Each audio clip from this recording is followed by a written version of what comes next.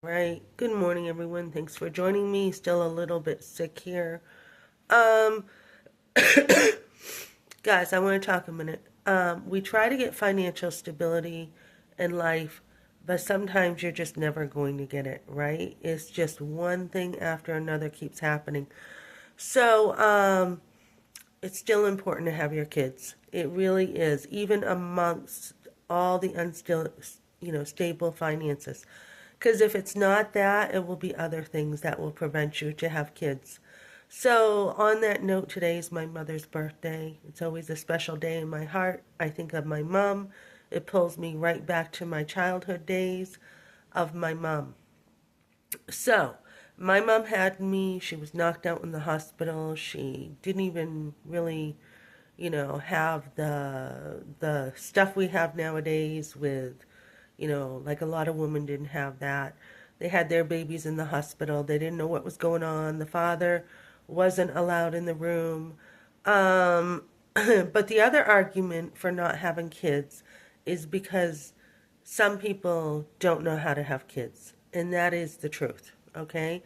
But when you are older, you are able to overcome that. So there's no reason not to have kids, ladies. There really isn't.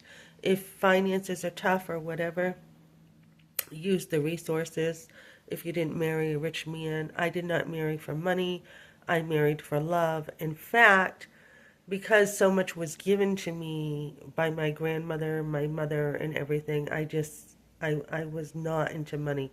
My father, I don't ever remember a direct birthday gift from him. Very minimalist, fishing, hunting. I don't ever remember a gift directly from him until I had my firstborn son and he wanted to be a grandfather, which, you know, that one time he brought me that, and there was one time in the trailer the water heater went that he brought that, and that was it. So you don't have to be materialistic to have kids. There's no reason why you shouldn't. As a matter of fact, when I was at in front of Concord Feminist Health Center in New Hampshire, I had people saying, "What about the kids in foster care? What about them? What about, these kids over here or mothers who don't know how to raise their kids or whatever?" It doesn't matter. All parents have their own coping skills. They have their own way of dealing with stuff. It doesn't mean that you do not deserve to be born. My grandmother had, 10 kids in the projects? Which one of them did not deserve to be born? Which one? It's like a wonderful life. I'm thinking, should it have been my Uncle Steve, Gary, Mark, Leon, Bill? Which one shouldn't have been born? My Uncle Bill gave so much to me in life. Um, there's none of them that shouldn't have been born. Life is a beautiful thing. So, when I was growing up, I got the crap kicked out of me by my father.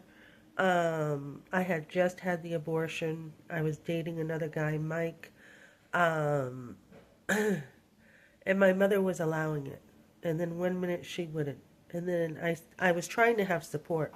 And I was telling my mom that he had just brought me a wedding band and he had said he wanted to marry me. And my mother had said, "Oh, well, maybe one day you will get married." And I didn't know, I didn't know she was playing me. I didn't know she was playing my emotions. So, it was an up and down, back and forth with my mom all the time. So all my friends were calling their moms a witch with a B. And so I didn't even know I was grieving my child, and I had said I hated her. And not the right thing to do, guys, but again, I was a kid. I just came out from abortion. My kid was just killed. Um, what do you expect, right? I'd never had a hug. I never got any kind of grief expression at all. It was just go back to school like nothing ever happened. So when you are mistreated, you are going to have things coming out. And so my dad, she went crying to my dad and told him a story, how hurt she was or whatever, that I said that. And I don't know what happened, but he came out and I was downstairs in my bedroom And I do remember feeling better about saying that. I do remember that because I had some kind of autonomy coming back to me because I was being controlled big time with my dating life. So, after the abortion, they took total control. So, I remember feeling a little bit better. She had dragged me out of the video game pizza place, the arcade place in Epsom. Um, she dragged me out of the dance. On and on it went. So I felt a little better. But then all of a sudden, my dad comes downstairs. You gotta think of this guy, 6 foot something, construction worker, drags me by my hair up the stairs. This is a strong guy, okay? This is a strong guy. I'm only, 16 or so?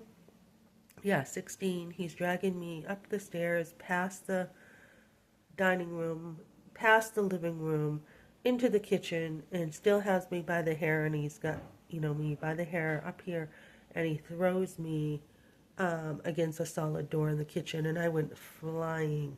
I went flying against the linoleum floor. I don't even remember how many times he did that. I remember trying to get back up. It was like a wrestling match, honestly. Trying to get back up and get thrown again and again. And I can't remember, right? I hit my head hard against the door. My mother was doing the dishes or something and said, "That's enough, dear." So that kind of domestic abuse, not just with my mom, but with my dad, was not acceptable. But back then it was. So back then, nobody did anything. No one did. So you got to be able to come to a place when you're older, ladies, just say, you know what, they did the best they could. They felt like I was out of control. There was so much stress going on, with Randy's parents, and then I was dating Mike. I was not prepared for dating at all. I had nobody to talk to. Try to think of the good. When I was little, my mom did write me a little note. She only wrote me a couple notes in life. One was how special I was when I was a little girl. The second one, I said, "No, you're not taking a shower here," in the trailer with our boys. She was being very insistent after her exercise class. And I'm like, "No, I have my own schedule. You're not doing this." Oh, well, it was an awful letter. It was, get out of work and I have to shower and I have to do this. And I'm like, what the heck? And the other time was she had totally berated me. I had my own apartment. She came over. She took a fit. I told my Aunt Tina about it. My Aunt Tina heard her screaming her head off at me. And she was like, "What is going on?" She's like, "Lee, why are you acting this way to Melissa?" She totally was rotten to me. And then later on, I reached out, told her I loved her during COVID, and she actually said it was too hard to have a relationship. So, guys, when you are disowned and you're like, what in the world did I do to get disowned? You're not going to understand it. It's on them. It's them. You don't understand why. They try to blame you, frame you as the bad kid in life, etc., etc. You have to still be thankful for life. So my mom, there were good times. I mean, after the abortion, she gave me her car to try to buy me. That's probably why I'm not materialistic, because I don't like to feel brought. But there were good and there were bad times. And I remember someone said, "Melissa, do you ever remember any good times growing up?" And I'm like, uh, I'm trying to remember. But there was good times and there was bad times. So you have to just, back in the day, your parents were boss and that's the way it was, and you're lucky you're even alive. So ladies, there's no excuse not to have kids, even if you've had a, rough childhood. Or in many ways I did not. In many ways I had a very good childhood. That was God's hand on my life.